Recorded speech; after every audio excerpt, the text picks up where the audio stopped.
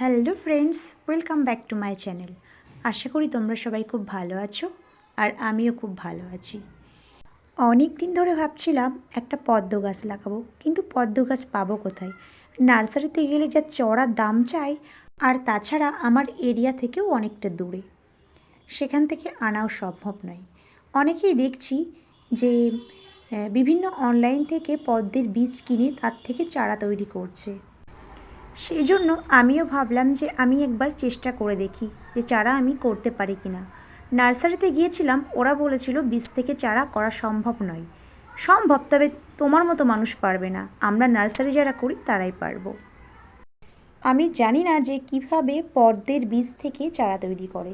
অনেক ইউটিউবের ভিডিও দেখে এই প্রসেসটা পেলাম।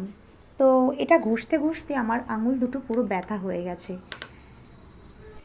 আমার পক্ষে সম্ভব হলো না যে অনেকগুলো চারা দেব। এই জন্য আমি 5টা বীজ নিয়েছি, 5টা বীজকে ভালো করে ঘষে নিয়েছি যাতে চারা হয়। এখন জানি না হবে কি না, যদি হয় আমি অবশ্যই তোমাদের সাথে শেয়ার করব। তো আমি একটা টাবে জল নিয়ে নিয়েছি, জলের ভিতরে বীজগুলোকে দিয়ে দিলাম।